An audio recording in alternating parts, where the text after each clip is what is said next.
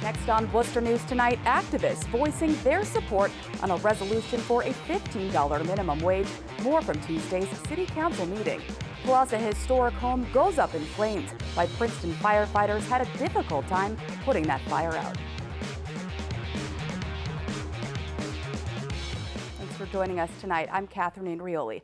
Dozens met in front of Worcester City Hall Monday to participate in the May Day rally. Raising the minimum wage to $15 an hour proved to be one of the most popular topics at the rally and carried into Tuesday's Worcester City Council meeting. Members of the Socialist Alternative attended the meeting in support of raising the minimum wage, but they say Tuesday's resolution will take multiple years to implement. The change and give exemptions. The organization says they attended the meeting because workers need higher wages as soon as possible. Incredibly important that we support this and that we try to push this so it's actually affecting as many people as possible so that it genuinely causes real impact, because this is a matter of survival. This is a matter of people being able to feed their kids. So this is incredibly important, and we think that going even further than what this resolution is requesting is very important. And May is Electrical Safety Month, and fire officials are warning residents to be aware of electrical hazards that could lead to deadly fires. Electrical fires caused 43 deaths in Massachusetts from 2011 to 2015. Fire officials say overloading extension cords and power strips are a frequent cause of these fires. Charging your laptop or cell phone on a bed can also lead to a fire. Worcester Deputy Fire Chief Martin Dyer says people need to be aware of the potential hazards and know the warning signs. Since 2011, electrical fires have either been the #1 or #2 cause of fires in the state of Massachusetts. When you walk around your house, check the outlets. Make sure that they're not loose. If they're arcing when you put a plug in there, you're getting a little bit of a spark. That's a warning sign that that plug might need some work. That you're not using an electrical extension cord for long periods of time. Heated plugs and cords, frequently blown fuses, and loose outlets are all considered dangerous. Fire officials recommend hiring a professional electrician to conduct a home inspection if you notice any of these signs. A water shortage is to blame for a fire spreading through a historic home in Princeton. The fire started when the house was hit by lightning. Homeowners say they heard a loud crack but didn't see smoke until about 2 hours later. Our Rosalind Flaherty was there today and has the story. A historic landmark in Princeton is destroyed. Firefighters say a lightning strike sparked the early morning fire Tuesday. A lot of history going away. And it's just a shame. It's so sad. This is going to be a big hit to the town of Princeton. Firefighters battled the flames for hours. More than a dozen towns responded, but the big problem was getting water. It's going to be a slow fight. There is no immediate water source in the area, so crews had to get hundreds of thousands of gallons of water from nearby ponds. This has been a huge water challenge. Princeton Fire Chief John Bennett says the family heard a loud crack at 3 a.m., but it wasn't until they heard their dogs barking hours later when they discovered the fire. He says a lightning bolt struck this tree, traveled through a wired fence and into the house.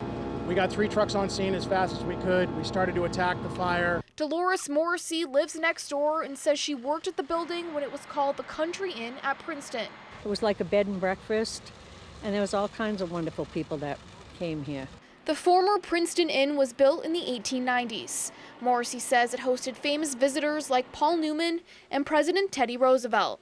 It's very sad. It makes me want to cry. Rosalind Flaherty, Worcester News Tonight. City councilors reviewing procedures for illegal dumping at Tuesday's City Council meeting. It's an ongoing issue as the city continues to prevent people from disposing home and business trash into public bins. In Worcester, it's a violation of city ordinance to put household or business trash in a public litter basket and in dumpsters. But the problem has continued across the city, with trash building up at many public waste bins. Mayor Joe Petty addressed the issue during Tuesday's City Council meeting. He says it's a city problem that needs to be fixed. City. We may not even be from Worcester, and now we have programs in place. I know we try to put cameras up at certain spots, and but something we need to address, and something we should just look at the whole program itself. Residents who dump trash in public bins can be fined for the offense. A caretaker is now charged with stealing a massive amount of money from an elderly man.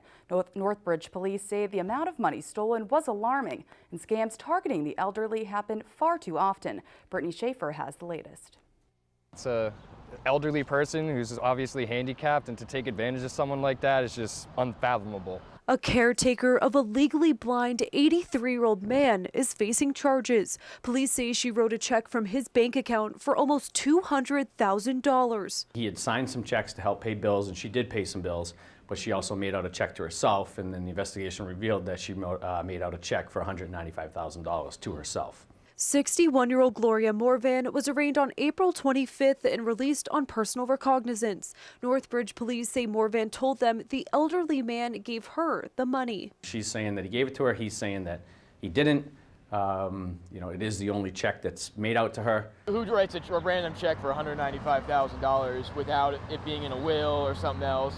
Police say Morvan bought a $160,000 condo at 51 High Street with the money. Investigators admit it is now a difficult process to get the victim his money back. As of right now, it sounds like Santander may not be reimbursing this gentleman, so if that's the case, then I think we'll hopefully be able to get a lien on the condo. Residents in the area say they are saddened someone could do this to someone who is elderly and disabled. It's very sad, He's going to trust her to take care of him, and then she just does that to him. It's not right. They should definitely have to sell the condo and give the guy his money back. Kind of disgraceful. It just sounds like this girl took advantage of this guy to the absolute fullest possible. It's tough to hear. Brittany Schaefer, Worcester News Tonight.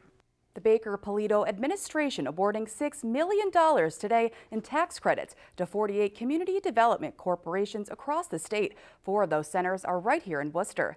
The program is part of the state's tax credit program, allowing residents to work with residents and community development corporations. It aims to build foundations for economic growth and opportunity in low to medium income communities. Worcester Common Ground, Oak Hill CDC, Worcester East Side CDC, and Main South CDC are each receiving more than $100,000 in tax credits.